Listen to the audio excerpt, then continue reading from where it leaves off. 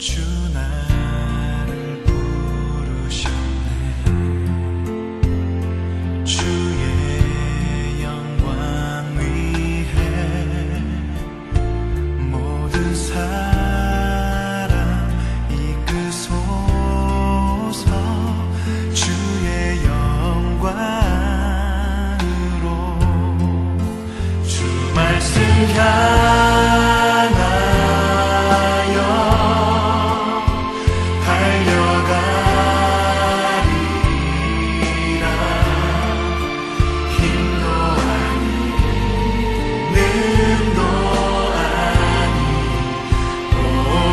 성령으로 주 얼굴 향하여.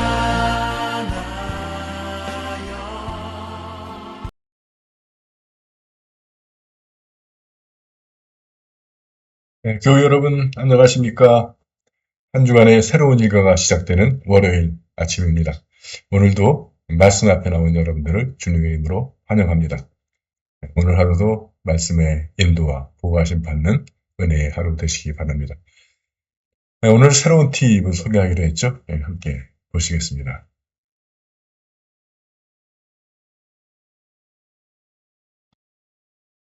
오늘의 예시는 빌립비서 2장 1절에서 18절의 말씀입니다. 근데 제가 이거를 에베소서라고 했더라고요. 죄송합니다. 빌립비서가 맞습니다. 읽겠습니다. 여러분은 그리스도를 믿음으로써 힘을 얻습니까? 그리스도의 사랑에서 위안을 받습니까? 성령의 감화로 서로 사귀는 일이 있습니까? 서로 애정을 나누며 동정하고 있습니까? 그렇다면 같은 생각을 가지고 같은 사랑을 나누며 마음을 합쳐서 하나가 되십시오. 그렇게 해서 나의 기쁨을 완전하게 해주십시오.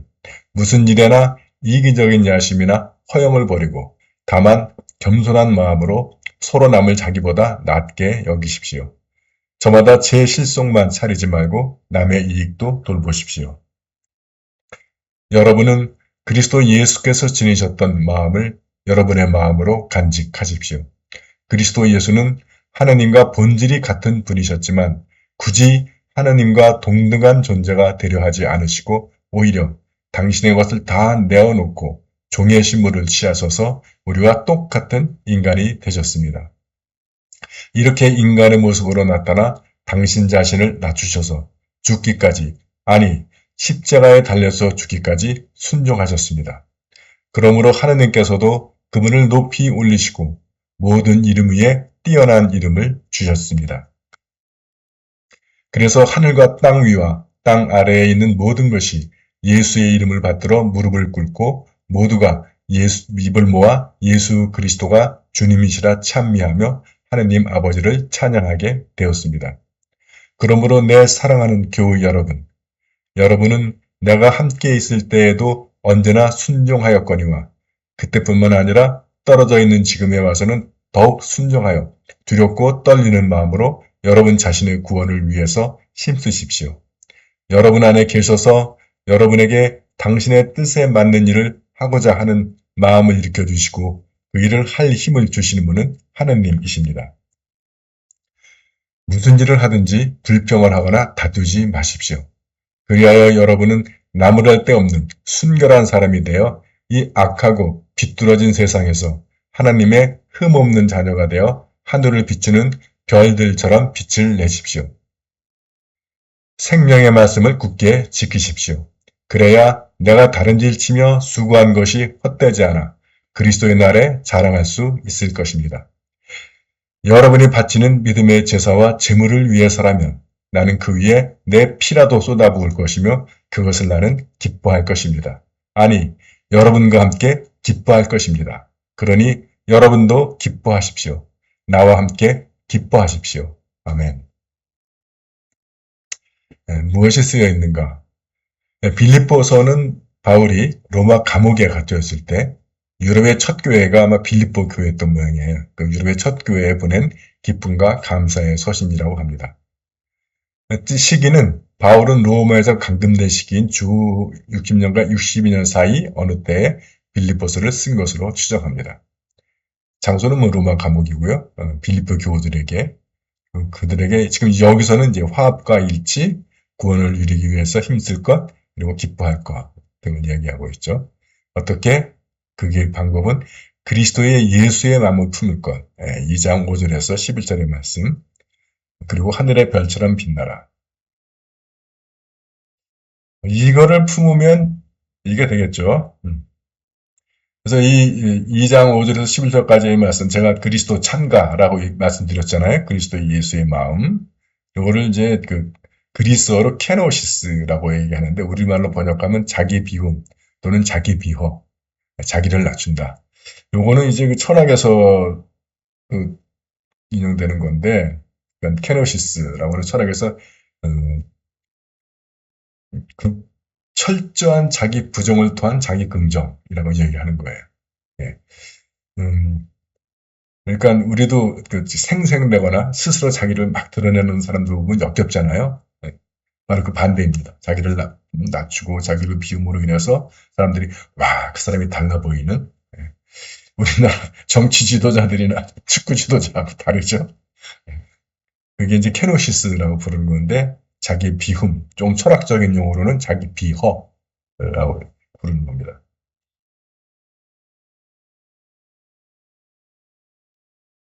그리고 그러면 뭐 하늘의 별처럼, 이 삐뚤어지고 악한 세상에 하늘의 별처럼 빛.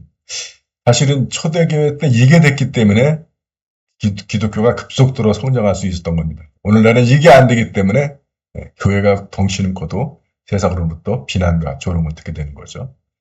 주님의 날에 기뻐할 수 있도록. 그래서 그것은 무슨 의미인가? 예. 바울의 기쁨은 교우들이 같은 생각을 가지고 같은 사랑을 나누며 마음을 합쳐서 하나가 되는 것에 있다. 두 가지죠. 하나는, 두 번째는 교우들이 그리스도의 마음을 품어 흠없는 자녀가 되어 하늘의 별처럼 빛을 내고 생명의 말씀을 굳게 지키는 것. 그러니까 두 가지죠. 하나는 교우들의 성장이라고 할까요? 교우들의 성장과 성숙, 그리고 세상 속에서 그리스도의 마음, 그리스도의 마음으로 빛을 비추는 것. 그러니까 교우들의 성장과 하느님 나라의 확장, 이 두 가지가 바울의 기쁨의 원천입니다. 저하고는 너무 다르네요. 우리의 구원을 위해서 우리가 구원을 위해 힘쓰는 것은 그리스도의 마음을 품고 그를 담는 것과 관계가 있습니다. 물론 예수 믿으면 구원 받는데, 또 이 구원론은 나중에 다시 소개할 기회가 있겠지만, 구원, 거듭남, 그리고 성숙, 성화, 그리고 영화. 거듭남, 성화, 영화 3단계가 있는데, 바로 이 영화까지 가는 단계는 바로 그리스도의 마음을 품고 그를 담는 것. 이거를 영성이라고 얘기하는 겁니다. 근데 지금 우리 성공에도 그렇고 한국에서 영성이 조금 오도되고 있어요. 오해되고 있어요. 무슨 마치 이게 왜 그러냐면, 동양 종교 어떤 도교, 불교 이런 것들랑 이 영성을 비슷하게 얘기하는데, 그거는 수도 생활의 방향인 거고, 물론 수도자들의 영성 많이 얘기를 하지만 그것하고는 좀 다릅니다. 영성은 그리스도를 본받는 것, 한마디로 얘기하면. 그리스도의 모습이 여러 가지가 있잖아요. 또 사랑의 하나님, 또 여기 나오는 케노시스도 있고, 또는 그 성전을 뒤집어 엎는 것도 있고, 또는 지혜도 있고.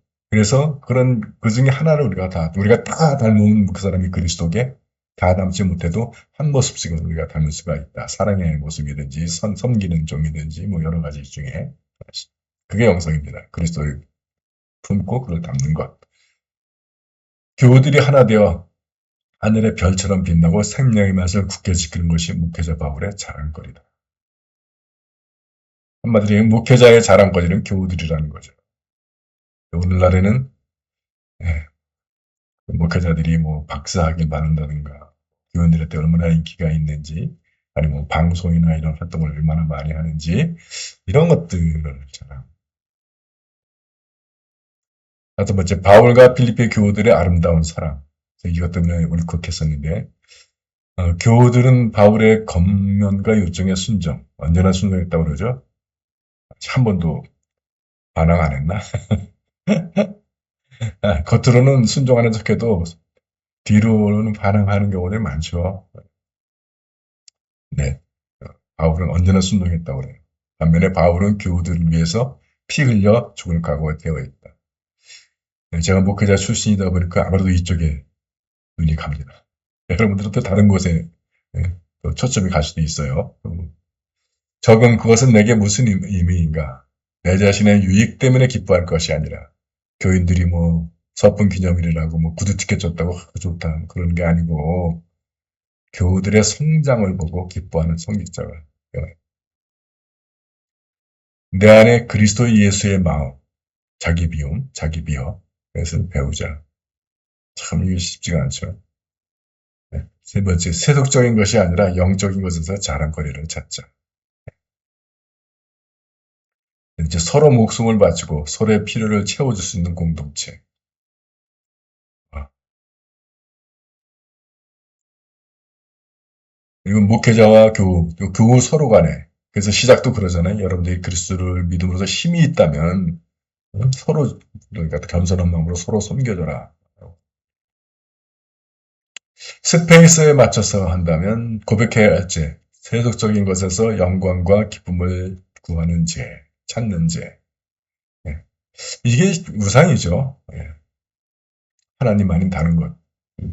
그래서 그게 나의 영광이고 나의 기쁨이면 하나님보다 그걸 더 영적인 것보다 그걸 더 추구하겠죠. 이미 벌써 어긋나가는 겁니다. 붙잡아야 할 약속, 여러분 안에 계셔서 여러분에게 당신의 뜻에 맞는 일을 하고자 하는 마음을 일으켜주시고 그 일을 할 힘을 주신 분은 하나님이다. 하나님께서 우리에게 마음을 일으켜주시고 그리고 그 능력까지 주신다. 피해야 할 행동, 이기적인 야심이나 허영, 예. 순종해야 할 명령, 여기 명령이 꽤 많이 등장합니다. 그래서 쭉 달아봤어요. 2절에 그렇다면 같은 생각을 가지고 같은 사랑을 나누며 마음을 합쳐서 하나가 되십시오. 네. 그 다음에 무슨 일에나 이기적인 야심이나 허영을 버리고 다만 겸손한 마음으로 서로 남을 자기보다 낮게 여기십시오. 다시 은혜로운 말씀이면서도 실행하기는 참 어려운 말씀들이야. 저마다 제 실속만 차리지 말고 남의 이익도 돌보십시오. 여러분은 그리스도 예수께서 지니셨던 마음을 여러분의 마음으로 간직하십시오. 네. 여러분 자신의 구원을 위해서 힘쓰십시오. 무슨 일을 하든지 불평을 하거나 다투지 마십시오. 하늘을 비추는 별들처럼 빛을 내십시오. 생명의 말씀을 굳게 지키십시오. 그러니 여러분도 기뻐하십시오. 나와 함께 기뻐하십시오. 여러분들은 어느 거에 마음에 드십니까? 고르시면 돼요. 그다음에 본받아야 할 모범, 그리스도 예수의 마음, 케노시스, 자기 비움.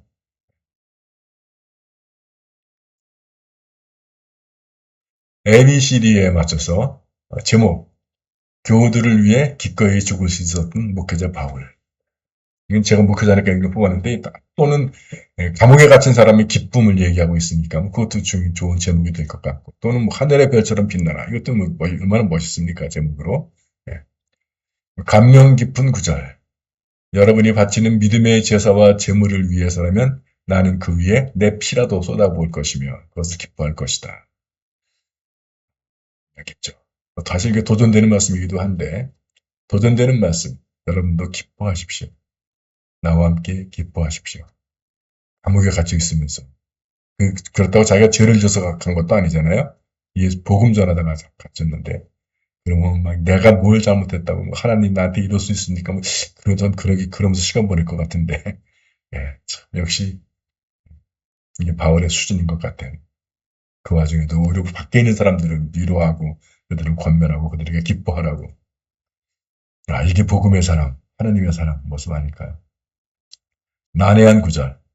무슨 일에나 이기적인 야심이나 허영을 버리고 또는 무슨 일을 하든지 불평을 하거나 다투지 않고 난해함. 어렵죠. 도전되는 말씀이기도 하고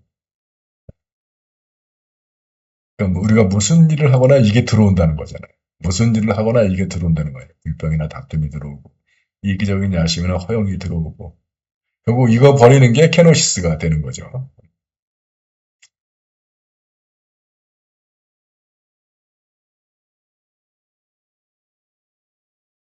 동의 안 되세요? 그러니까 예를 들어 목회, 교회를 뭐 개척하고 세우고 하는 것 정말 좋은 일이죠. 하나님 나라 확장에 기여하는 건데 그것조차도 이기적인 야심이나 허영이 들어갈 수 있다는 거예요. 그래서 내가 이 교회 세우는데 그러다 보니까 어떻게 돼요? 자식한테 물려주는 거예요. 그래가지고 하나님 나라의 먹칠을 해버리는. 뭐 이건 목회적 차원이지만 교회에서 봉사할 때도 그러잖아요. 봉사는 내가 이렇게 했으니까 뭐예요? 신부가 나를 우리 교회에서 제일 알아주고 제일 위해주고 제일 대접해주기를 바라는 마음. 사실 그거 없으면 일하기가 참 힘든 거긴 한데 그러나 그런 마음들이 다른 사람 말고 남은 알아주고 하는 순간 이기적인 야심.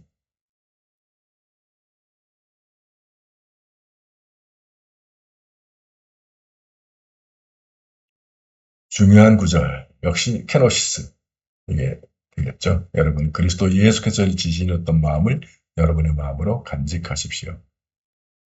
자, 새로운 팁입니다. 사실 큐티의 5단계를 흔히 얘기를 해요. 처음에 기도하고 본문 읽고 묵상하고 실천하고 나누기. 근데 이때 기도할 때는 성령의 조명을 구하는 것. 제가 이제 성경을 읽을 텐데 성령님께서 제 눈을 밝혀주셔서 이 뜻을 중요한 것을 잘 파악할 수 있게 해주십시오라고 기도하는 겁니다. 근데 이때는 큐티로 들어가야 되니까 길게 하는 게 안 좋다. 짧게 하는 것이 좋다. 몇 문장으로 끝내는 것이 좋다는 거예요. 그다음 본문 읽기는 부담 가지 않을 분량. 어떤 분들은 그러더라고요. 양이 아니다 질이다. 뭐 그 말도 맞는데 왜냐하면 어차피 성경은 살아있는 말씀이라 성경 66권이 한 단어로 요약이 되기도 하고요. 한 단어가 66권으로 퍼져나가기도 하기 때문에 많이 큐티하거나 조금 큐티하거나 그 강도가 깊이가 되면 문제가 되지는 않아요. 사실은. 근데 이제 우리는 이 통독이라든가 필사라든가 이 내공이 안 쌓여있기 때문에 이제 주는 거예요. 사실 통독은 맞아. 통독이 잘 돼 있으면 또 성경 공부가 잘 되어 있으면 그만큼 퀴즈도 잘하게 하셨습니다.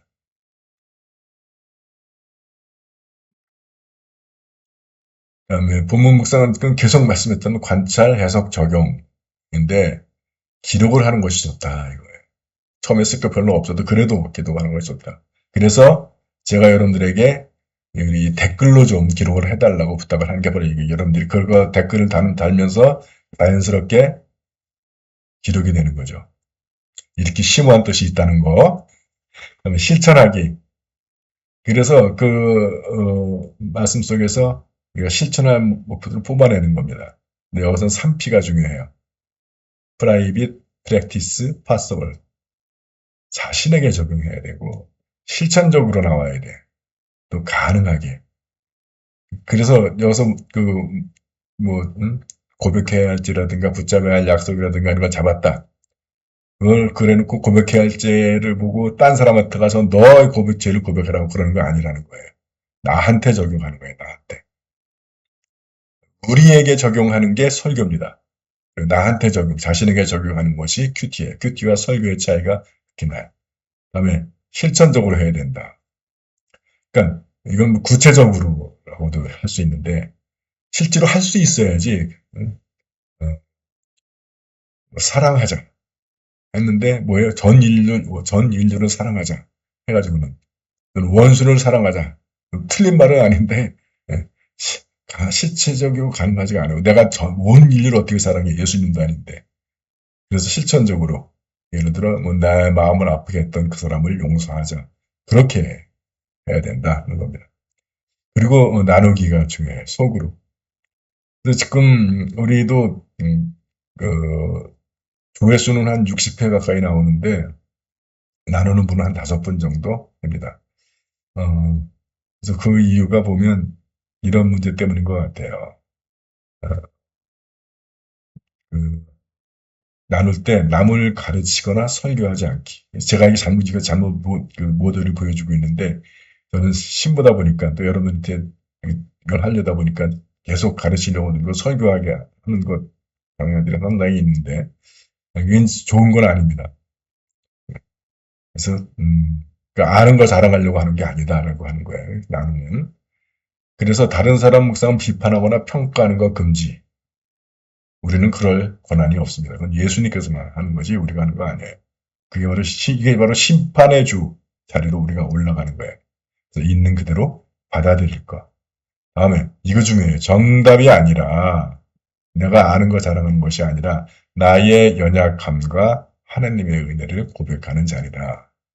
큐티에서 나누는 거는. 그러니까 좀 쫄지 말고 정답 맞히려고 하지 말고 난 뭐 아는 것도 없고 뭐 그렇게 하지 말고 이거를 좀 하셔서 이 함께 나누고 다른 사람 나누는 거 보면서 또 받아들이고 서로 격려하고 하면서 우리가 서로 성장하는 겁니다. 관찰, 해석, 정형에서 한 가지만 좀 더 말씀드리면 하나님은 누구신가? 그분의 성품이나 사역 또는 그분의 일하시는 방식 이것들을 찾아보는 거예요. 그리고 반복되는 단어나 문장에 집중. 그리고 내게 주시는 교훈은 무엇인가? 이게 바로 스페이스나 뭐 ABCD 이거 이 방식도 하는 거예요. 그리고 요거는 조금 어려운 수준이긴 한데 존 스타트 제가 천주교 개신교 통틀어 가장 존경하는 영국 성공의 존 스타트 신부님이 한 말입니다. 무엇보다도 그리스도를 찾아라. 요거는 한번 기회가 있으면 제가 구약의 그리스도 예언에 대해서 한번 좀 뽑아서 함께 나눌 수 있으면 좋을 것 같아요. 다음에 해석은 문맥에서 확인해야 한다. 이걸 잘못하기 때문에 이단들이 생기는 거예요. 다음에 역사적 배경을 살펴보고 성경은 성경으로 해석하는 거다. 여기까지는 우리가 요거 나중에 요거 한번 가려고 그래요. 문맥, 전체 제가 제시한 성경의 전체 문맥 속에서 그 의미를 해석을 해야지 그 하나만 딱 따서 해석하면 이단이 될 수가 있어요. 자, 요것들 다시 한번 기록하는 것이 좋다. 그리고 자신에게 적용해야 되고 실제적, 구체적, 실천적으로 해야 되고 가능해야 된다. 그리고 나눌 때 남을 가르치거나 설교하거나 아는 거 자랑하려고 하는 것이 아니고 다른 사람 묵상은 비판하거나 평가하는 것 금지, 있는 그대로 받아들일 것, 그리고 정답이 아니라 나의 연약함과 하나님의 은혜를 고백하는 자리다. 그러니까 저기 지금 댓글 안다는 분은 이거 하기 싫다는 거야? 네, 오늘 이렇게 생각하지는 않는데 사실 이거를 고백하는 자리여야 되는데 이것 때문에 댓글을 못 달고 있어. 네, 용기 내시고 하시기 바랍니다. 그리고 하나님의 방식, 일하시는 방식 또는 그분의 성품, 그분의 사역을 찾는 것, 반복되는 단어나 문장에 집중. 이건 기회 되면 한 번 더 연습해 보도록 하려고 해요. 자, 오늘의 과제는 창세기 1장 전체입니다.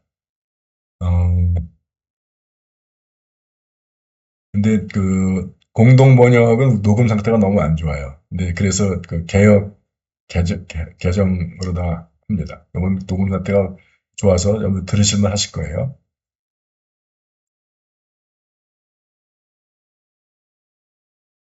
태초에 하나님이 천지를 창조하시니라. 땅이 혼돈하고 공허하며 흑암이 깊음 위에 있고 하나님의 영은 수면 위에 운행하시니라. 하나님이 이르시되 빛이 있으라 하시니 빛이 있었고 빛이 하나님이 보시기에 좋았더라.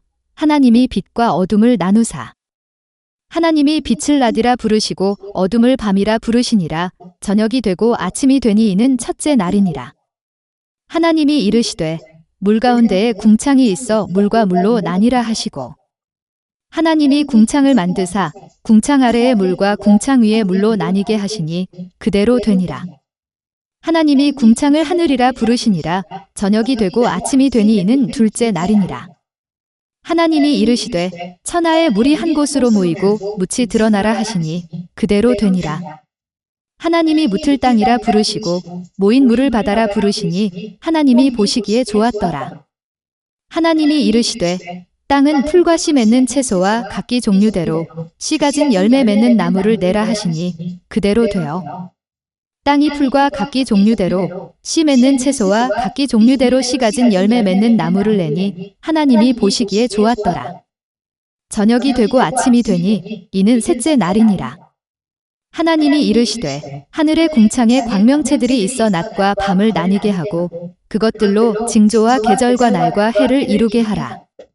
또 광명체들이 하늘의 궁창에 있어 땅을 비추라 하시니 그대로 되니라.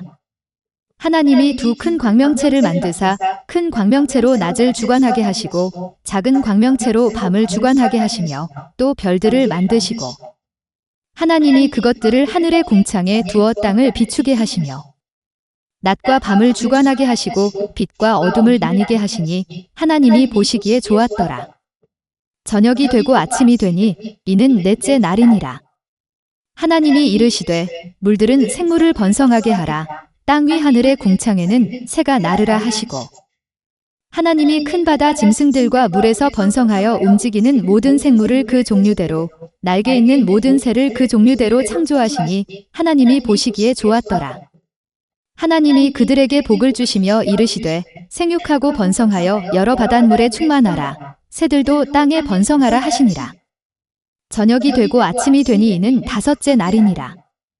하나님이 이르시되 땅은 생물을 그 종류대로 내되 가축과 기는 것과 땅의 짐승을 종류대로 내라 하시니 그대로 되니라.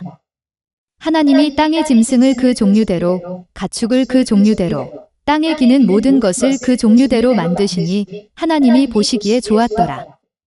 하나님이 이르시되 우리의 형상을 따라 우리의 모양대로 우리가 사람을 만들고 그들로 바다의 물고기와 하늘의 새와 가축과 온 땅과 땅에 기는 모든 것을 다스리게 하자 하시고 하나님이 자기 형상 곧 하나님의 형상대로 사람을 창조하시되 남자와 여자를 창조하시고 하나님이 그들에게 복을 주시며 하나님이 그들에게 이르시되 생육하고 번성하여 땅에 충만하라. 땅을 정복하라. 바다의 물고기와 하늘의 새와 땅에 움직이는 모든 생물을 다스리라 하시니라. 하나님이 이르시되 내가 온 지면에 씨 맺는 모든 채소와 씨 가진 열매 맺는 모든 나무를 너희에게 주노니 너희의 먹을 거리가 되리라. 또 땅의 모든 짐승과 하늘의 모든 새와 생명이 있어 땅에 기는 모든 것에게는 내가 모든 푸른 풀을 먹을 거리로 주노라 하시니 그대로 되니라. 하나님이 지으신 그 모든 것을 보시니 보시기에 심히 좋았더라. 저녁이 되고 아침이 되니 이는 여섯째 날이니라.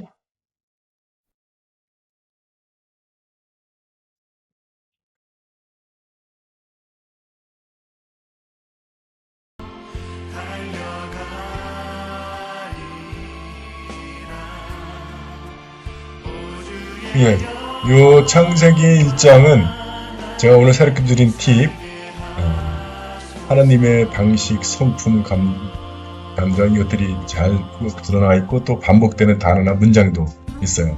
한번 잘 찾아보시면 좋을 것 같습니다. 예, 여러분들 수고하셨습니다.